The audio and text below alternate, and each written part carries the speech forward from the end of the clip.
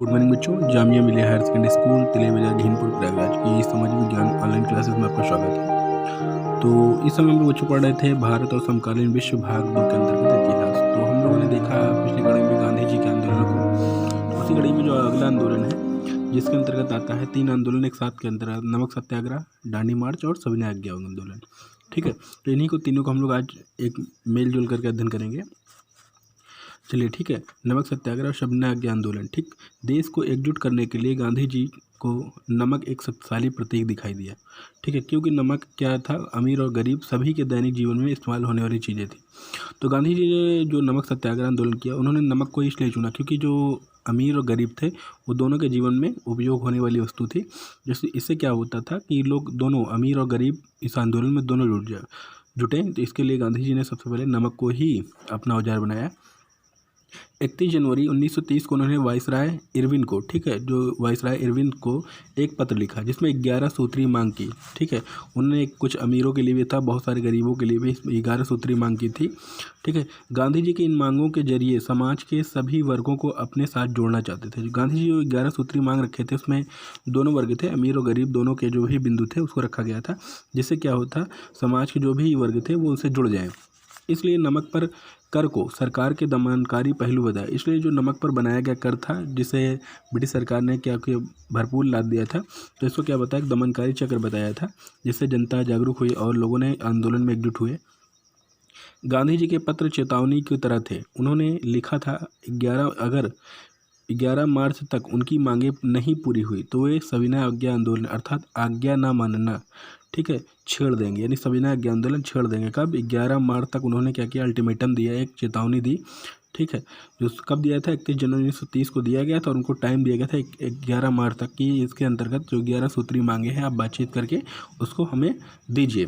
किंतु इरविन का इसका कोई असर नहीं पड़ा। तो परंतु जब 11 सूत्री मांग को गांधी जी के दिए गए तो इरविन पर कोई असर नहीं पड़ा। तब महात्मा गांधी जी ने 12 मार्च 1930 को साबरमती आश्रम यानी अहमदाबाद के साबरमती आश्रम से अपने 78 सदस्यों के साथ, ठीक है, यानी जो 78 उनके विश्वास पात्र सदस्य थे, ठीक है, उनके साथ नमक कानून तोड़ने की यात्रा शुरू कर दी। यह यात्रा लगभग 240 किलोमीटर, ठीक है, 240 किलोमीटर दूर दांडी नामक गुजराती तटीय कस्बे में जाकर खत्म होनी थी तथा गांधी जी ने स्वराज्य का अर्थ स्पष्ट करते हुए कहा। तो इसी बीच जब गांधी जी चल रहे थे तो 10-10 मील पर ये लोग आराम कर रहे थे, तो वहाँ पे लोग एकजुट होते थे। तो गांधी जी जो स्वराज्य का सही अर्थ था वो लोगों को बता क्या रहे थे।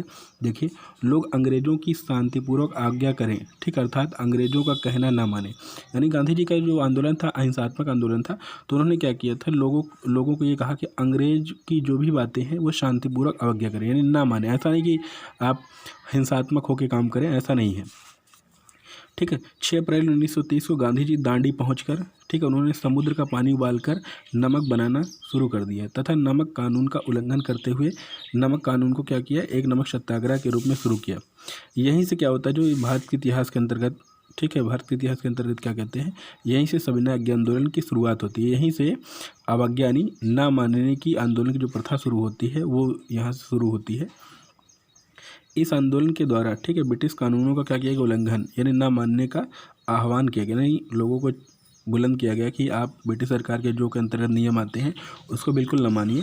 ठीक है, इसके अंतर्गत कुछ काम किए गए। तो वो काम क्या क्या था विशेष रूप से, जैसे नमक कानून तोड़ा गया। ठीक है, अक्सर ये आपके एग्जाम में लिखा जाता है, नमक कानून तोड़ा गया। उसके बाद सरकारी जो नमक कानूनों पर प्रदर्शन किया गया, जो सरकारी नियंत्रण कारखाने थे वो सब, ठीक है, उन पर क्या किया गया, प्रदर्शन किया गया था।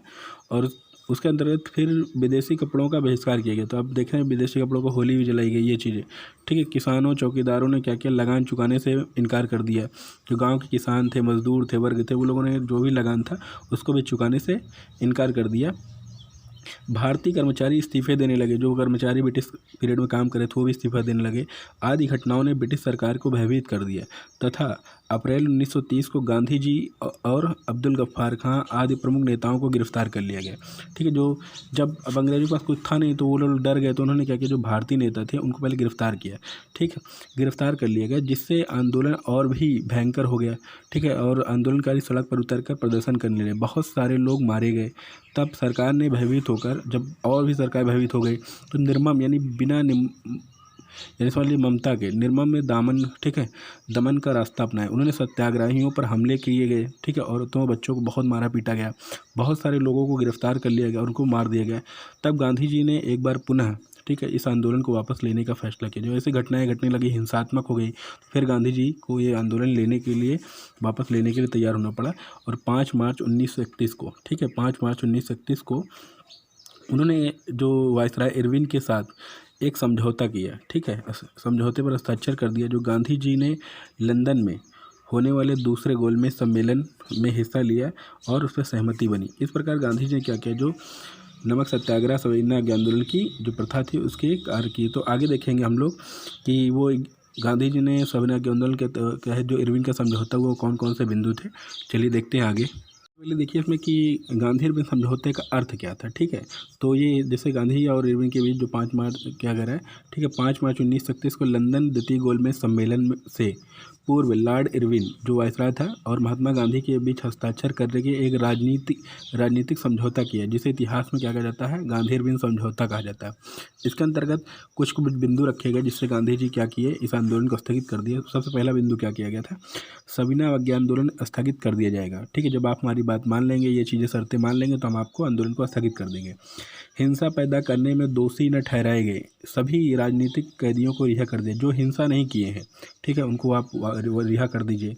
फिर सत्याग्रहियों को जब्त संपत्तियों को वापस कर दिया जाए। जो सत्याग्रही थे, सत्याग्रह कर रहे थे आंदोलन के लिए, उनकी जो संपत्ति जब्त कर ली गई थी उनको वापस कर दिया जाए।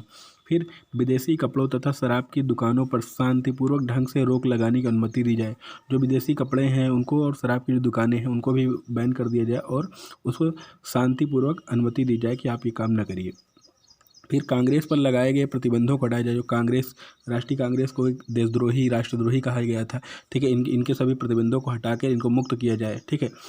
आगे सभी जारी किए गए अध्यादेश वापस लेना होगा और आंदोलन को समाप्त करना होगा। इस प्रकार उन्होंने क्या किया, सभी जो ब्रिटिश कानून जैसे नमक वगैरह कानून बनाई थी, कर टैक्स बढ़ाई थी, ज़्यादा से ज़्यादा महंगाई बढ़ाई थी, इन सभी को वापस लेके, ठीक है, तो उन्होंने कहा हम इस आंदोलन को स्थगित कर दें। किंतु बच्चों जानते ही हैं ब्रिटिश कैसे थे, अंग्रेज कैसे थे, तो उन लोग ये बात तो सहमत हो गया, हस्ताक्षर भी हो गया। किंतु जब वो दूसरा गोलमेज सम्मेलन के बाद जब गांधी जी लंदन से वापस आए तो उन्होंने देखा कि धीरे धीरे क्या हुआ, इस नियम को उन्होंने तोड़ दिया और तोड़ने के बाद उन्होंने और ही शोषणकारी नीतियाँ अपनाना शुरू कर दिए, जिससे भारतीय और ही नाराज हुए। फिर पुनः गांधी जी ने दोबारा सविनय अवज्ञा आंदोलन की रणनीति छेड़ी थी, किंतु उसमें उतने लोग समर्थन नहीं दे पाए जितना प्रथम में दिए थे, क्योंकि गांधी जी को लगता था कि हर चीज़ अहिंसा से ही बदली जा सकती है, जो इतिहास के अंतर्गत देखी जाती है, किंतु कुछ हिंसा से भी बदली जाती है। तो इसमें अंतर्गत इतना हम लोग पढ़ेंगे। तो अगली कड़ी हम लोग पढ़ेंगे गांधी जी जब सविनय अवज्ञा आंदोलन दूसरा भी विफल हो गया, तो उसके बाद उन्होंने अगला जो आंदोलन छेड़ा था वो भारत छोड़ो आंदोलन था। तो तब तक बच्चों इतना।